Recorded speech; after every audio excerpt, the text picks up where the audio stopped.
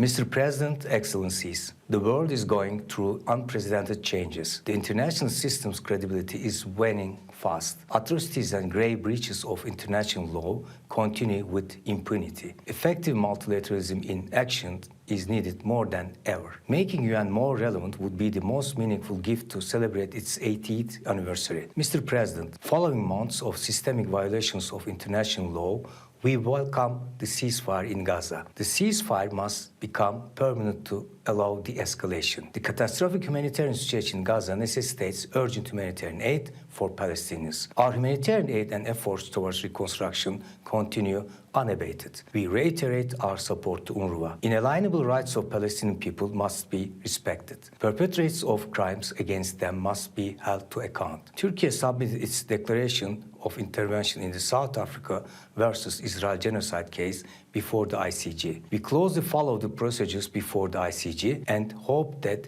the court will render a judgment to put an end to suffering of the Palestinian people. Statements urging displacement of Palestinians from Gaza are unacceptable and against international law. Lasting peace and security in the region is possible only through establishing an independent, sovereign, and contiguous state of Palestine based on 1967 borders with East Jerusalem as capital and the upholding of international law by Israel. Failure to keep the calm in Lebanon would exacerbate the tensions in the region. Excellencies, Syrian people now have a historic opportunity to rebuild Syria. Turkey is firmly committed to ensuring a stable, unified, and secure Syria where transitional justice is served. We are in close dialogue with the new administration and emphasize the importance of inclusive governance. We encourage the international community to constructively engage with the new administration. We support the voluntary returns of Syrians to their country on the basis of UN parameters. Syria's stability and unity requires eradicating terrorism. There is no place for Daesh or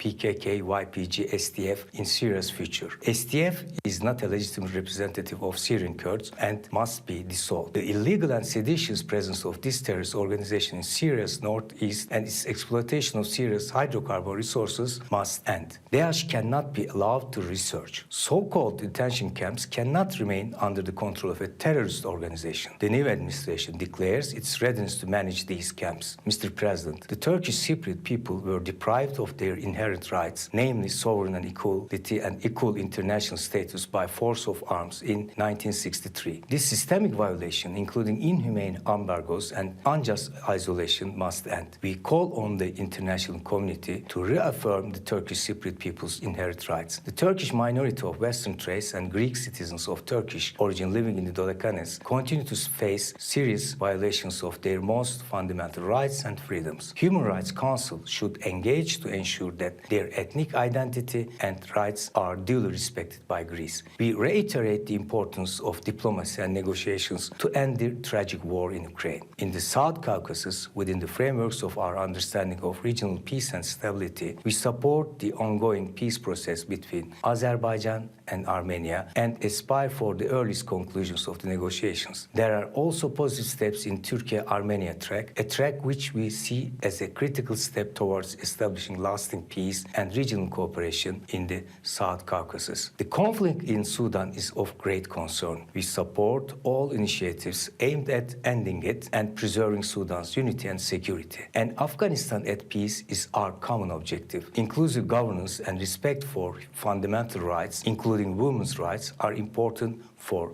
sustainable stability. We attach utmost importance to the protection of the rights and freedoms of the Uyghur Turks. We reiterate our call for a lasting solution to the Rohingya crisis through their voluntary and sustainable return to their homeland. Excellencies, hatred against Islam, racism, xenophobia, discrimination, and far-right hate speech are rising. Hardly a day goes by without hostility against and violations of fundamental rights of Muslims, including attacks on their lives, mosques, and Holy Quran. UN resolutions defining burning of holy books as religious hatred are important, but more steps are needed. A UN special envoy to combat Islamophobia should soon be appointed. Concerning migration, international solidarity, and fair burden sharing are crucial. Durable solutions must be at the core of our response. Frontier technologies, especially AI, pose both opportunities and risks. We need to keep working collectively to minimize these risks. Mr. President, Turkey will continue to defend peace and justice with a strong commitment to international law, human rights, and dignity for all. Thank you.